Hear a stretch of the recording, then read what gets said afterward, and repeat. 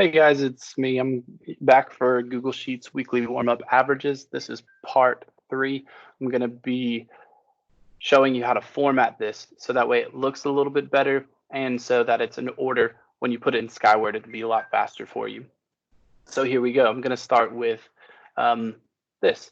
When you scroll down on your Google Sheet, you'll notice that your titles or your headers, they disappear. In order to fix this, you're going to want to hover over this gray bar in the left corner. As you can see, my pointer turns into a hand. That's how you know you're hovered over it. And you're going to click down and hold down your click and then drag down underneath that row 1. When you let go, this is called the freeze bar. So all of this will be frozen. And as you drag down or scroll down, you can see that your header stays on top. Also, you're going to want to do that with the vertical bar here. So hover over the gray vertical bar up here and drag it all the way over to the right past last name, because as you scroll to the right later, you're going to want your names to stay static as you move to the right of your spreadsheet. All right. So now that we've done that, we're going to make this look a little bit better. Excuse me. Before we make it look a little bit better, we're going to sort this. So if you think about how sorting works, generally in Skyward, of course, they're broken down into classes. And then within the class, it's broken down into last names. But if you have the same last name, then first names kind of put in order. So when you sort this, you're going to want to start by sorting it by the first name. So there's an arrow next to this letter B. Click that. And you're going to click sort A to Z. That's going to sort it by first name, which doesn't really make sense, but that's so that way when we sort it by last name, it has already sorted it by the first name. So now we're going to do the same thing for last name. We're going to click the little drop down arrow and we're going to click sort sheet A to Z. Now finally, Skyward breaks it down into classes. So we're going to sort this by class. So click the arrow next to A, sort A to Z, and there we go. Now we have a roster that would look just like it would in Skyward. So as we're entering these warm-up grades in, we can literally just type them as we go along. All right, the next thing that I would do is format this. Every other row should be another color. This will help you when you're entering in grades into Skyward. So there's an easy way to do this in spreadsheets. If you just click this corner right there to highlight the whole entire thing, you click format, and then you go down to alternating colors. It's going to take a little bit because my internet's spotty, and apologize for that. And this is going to do just like those old school grade books used to do. So they used to look like this green color. I'm sure you can get them in other colors too. And so now we have alternated all the colors. You can choose whatever color you want. You can even go down here and pick some custom colors. You do you. All right, now I'm going to exit out of that. And so now that looks a little bit better.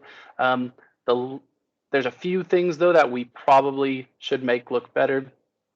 For instance, this column and all of these columns should probably be centered. It'll just look better. So how we're going to do that is we're going to click the letter A. I'm going to hold down the control key. I believe it's command if you're on an Apple product. And then I'm going to click and I'm going to drag from letter D all the way to letter I. You could do this individually as well. And I'm going to click horizontal align up here in the toolbar, and I'm going to click center. All right. So now what I'm going to do is I want this week 1 to pop out. So that way when I'm entering this into the grade book, I know this is the grade that I'm entering. So I'm going to click the letter I. I'm going to bold it by pressing the letter B up here in the toolbar. I'm going to italicize mine as well, just because I think it looks a little bit better. It makes it stand out. The more you make it stand out, the better. And I'm actually even going to add some borders on the side. This is because when I add this further into the spreadsheet for week 2, week 3, week 4, yada, yada, it'll be a good stopping place. It'll catch my eye. So I'm going to click border. And I'm going to make these thick borders. So if you look down here, there's a border style option. And I'm going to make it thick. And then I'm going to choose the left border and the right border.